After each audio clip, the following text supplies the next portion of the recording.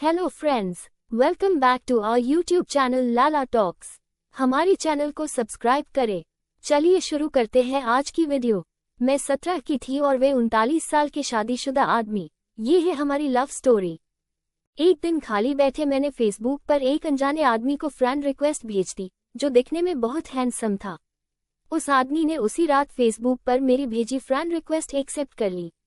तुम्हें पता है कि तुम इस साड़ी में कितनी खूबसूरत लग रही हो, उसने मैसेज किया। थैंक्स, मुझे भी तुम्हारी डीपी अच्छी लगी। इसी तरह हमने बातें करनी शुरू कर दी। मुझे पता था कि वो 39 साल का शादीशुदा आदमी है, जो 2 बच्चों का बाप भी है। इन सब चीजों के बाद भी हमने अपनी बातें शुरू कर दी।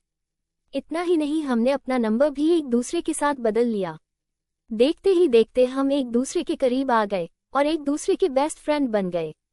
फेसबुक पर हम एक दूसरे के साथ बहुत ज्यादा बातें करने लगे और एक दूसरे के बेस्ट फ्रेंड बन गए। फेसबुक पर हम एक दूसरे के साथ बहुत ज्यादा बातें करने लगे और सोशल मीडिया पर ज्यादा से ज्यादा समय बिताने लगे। दूसरी ओर उस आदमी को लगने लगा कि हमारे करीब आने से, इतनी बातें करने से वो अपनी बीवी से दूर जा रहा है। वो अपने बच्चों के साथ दूसरे सटे में रहती थी। वो मुझसे बोलता था, अभी पता नहीं, मैं सारा दिन तुम्हारे बारे में ही सोचता रहता हूँ। मुझे अफसोस है इस बात पर। मैं नेचर से काफी शर्मीली थी। मेरे काफी अच्छे दोस्त भी थे, लेकिन मुहाफिज जैसा दोस्त होना काफी स्पेशल था मेरे लिए। 1 महीने की चैटिंग के बाद हमने स्काइपिंग करना भी शुरू कर दिया। हम उस पर बातें कम और एक दूसरे को घंटों निहारा ज्यादा करते थे। एक रात वो मेरे साथ वीडियो कॉल पर था।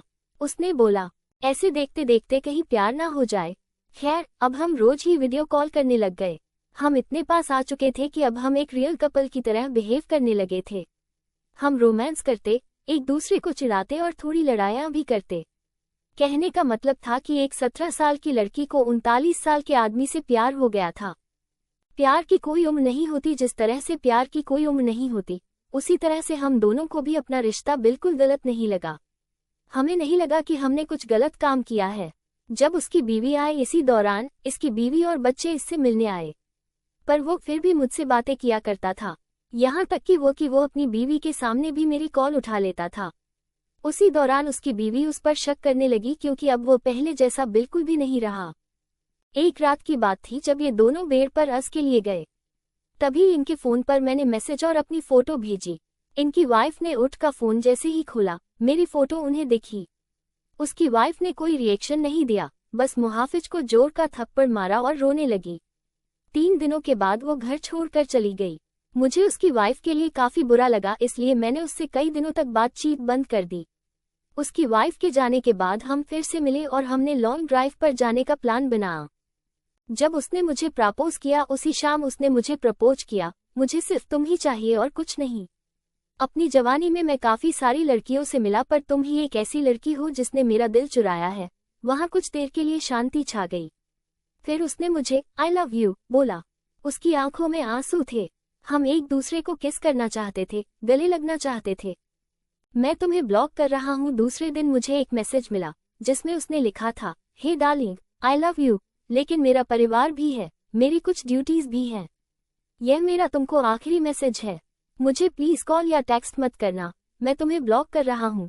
मुझे ऐसा लगा कि मानो मैं शादी के बाद विधवा बन गई हूँ। मैं बुरी तरह से टूट चुकी थी, काफी परेशान थी। फिर लौटा वो मेरी जिंदगी में। 3 महीने बीत जाने के बाद मैं एक लड़के के साथ रिलेशनशिप में आई।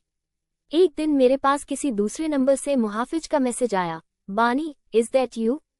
प्लीज मेरी लाइफ में दोबारा वापस आ जाओ, मैं तुम्हारे बिना नहीं रह सकता। मैं समझ गई कि यह उसी का नंबर है और फूट फूट कर रोने लगी। 1 घंटे की चैटिंग के बाद मेरा दिल फिर से पिघलने लगा।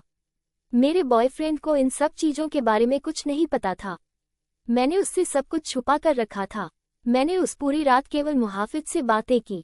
उसने मुझे घर पर लंच के लिए बुलाया। एक दिन मुहाफिज ने मुझे अपने घर पर लंच के लिए बुलाया था। मैंने हाँ कर दी और चली गई। घर जाकर मैंने देखा कि वो खाली था और वहाँ केवल मुहाफिज के कोई नहीं था। उसने मुझे अंदर बुलाकर फ्रेश होने के लिए बुलाया। उसने ढेर सारी बातें की और खाने की टेबल सजाई। मेरे लिए ये सब नया था। मैं केवल इधर उधर देख रही थी। तभी अचानक मैं जैसे ही पीछे मुड़ी, उसके होंठ मेरे होंठों पर थे।